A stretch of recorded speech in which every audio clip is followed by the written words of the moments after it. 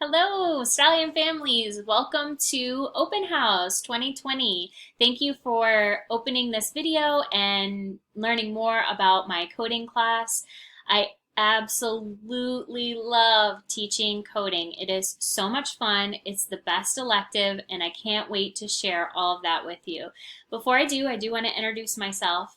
My name is Billy Dollins, and I am in my 19th year of teaching middle school students. This is my 16th year at Coral Springs Middle School, and I absolutely love being a teacher. This is a new experience, obviously distance learning. I am embracing it, being someone that loves computer, loves tech. To me, this is something exciting. I do hope that at some point we are back together again. I want to meet the students face to face. I would like to meet you parents and family face to face, so hopefully that happens for us. But let's walk through this slideshow and I can explain how coding class works this year. So the first thing that I want to touch on is three websites that we are going to be using every single day, no matter who the student is in our school. We want to start every day with students launching Clever. Through Clever, which is our single sign-on, the students will go into and launch Canvas for this class, for Advanced IT Tech. Once they get into that, they will get their code for their Teams meeting. You really need to consider Teams, Microsoft Teams, and Canvas as being two parts of a whole, which is my classroom, my digital classroom for the year. When the students get into the Teams meeting, they may have to wait in the waiting room until I let them in, until class starts. This is first period, so they'll probably get in right away, but in between classes, you may notice there's a little bit of a lag, just as there is in the real classroom where students are waiting in the hallway. We have students waiting in the waiting room to be let in. You're going to, when you log into Canvas each day, you'll see my home page, which looks like this. Everything is very well laid out. You have the course expectations, you have Netiquette, which is our etiquette online that we're trying to emphasize with students this year, and then we'll have additional resources. Right now, the only additional resource I believe I have in there is just information about Teams, but as more things come across, I will plug them into that spot on the home page. You're also going to notice that the 9 weeks, each week has a button. When you click on that button for that week, you'll see day by day what the students are doing in the live lesson and then as their assignments on Canvas. All of their assignments, anything that is graded, will go through Canvas and then it will sync into Pinnacle. So you want to check the home page, and you also want to check modules, which is where it's going to be broken up. The other website we're going to use this year is the code.org website. Yay! We love code.org. The course is called CS Discoveries. We run the curriculum from code.org. I am a code.org facilitator, which means I train in my own time, I train other teachers on how to teach this curriculum as well. Super awesome curriculum and company. It's a nonprofit company.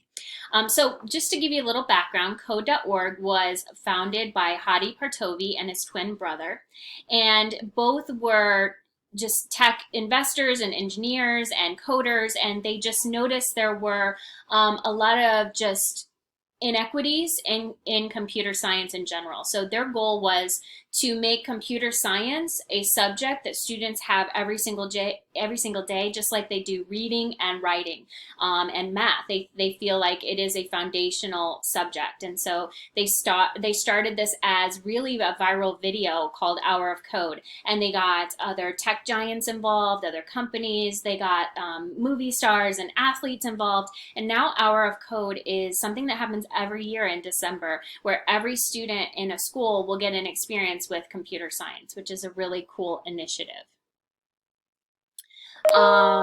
So now it's a nonprofit company that has provided training for more than 57,000 teachers. All of their training is for free for teachers. All the curriculum is free source. Everything they put up, their platforms, everything is free, which is unheard of this time of day here and now. So let's talk about what our students are going to learn. First of all, in Unit 1 really lays the foundation for problem solving. And so students learn how, it's much like the engineering process or the scientific method, how you move through the steps in order to iterate a product or a software.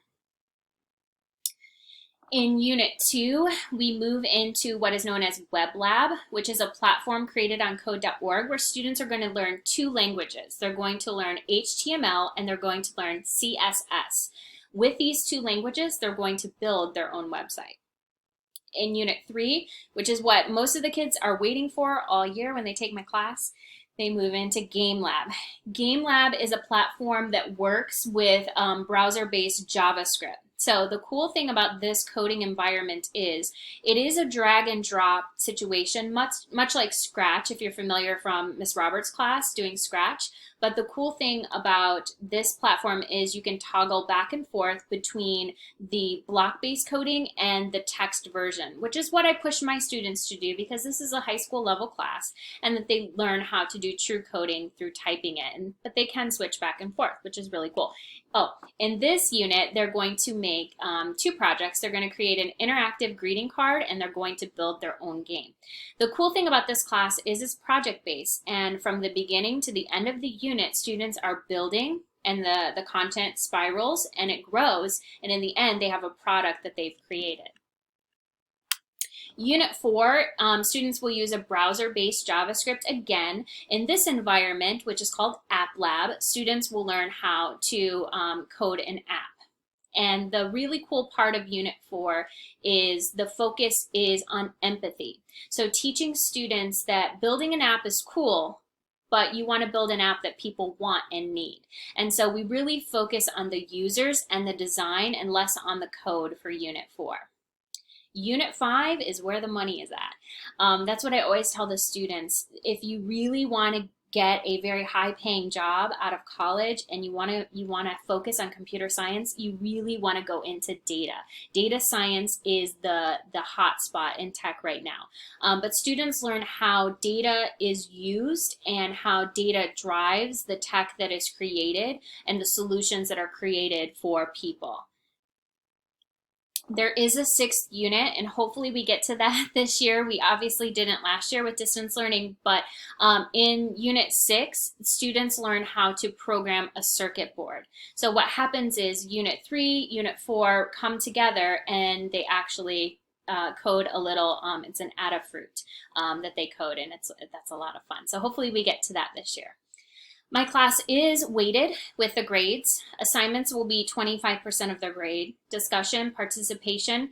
I also call that bubble checks because on the code.org website, I check to make sure they have these little bubbles that turn green when students complete their work. So I check those for participation to make sure students are keeping up with their work. That's 25%. Quizzes, tests, and projects are 50%. At the end of the first semester, students will take a midterm exam, and at the end of the year, there will be a final exam. There is a chance for exemptions for midterm and for final exam, and we'll talk more about that when the time comes. I do want you to understand as parents that this class is a high school honors course, and it does carry a weighted GPA for high school. It shouldn't scare anyone away. Everyone can be successful in this class, but it is there's a little more to it. There's a little bit more rigor. It does move quickly at times, so we have to stay very focused and we have to be very dedicated to be in this course. I will be sending home a letter that you will need to sign to acknowledge that you understand this is a high school course and all the different obligations that come with that. We're not meeting in person. Hopefully we do at some point, but I'm welcome communication at any time. The easiest right now obviously is email. So my email is there, billy.dollins@browardschools.com.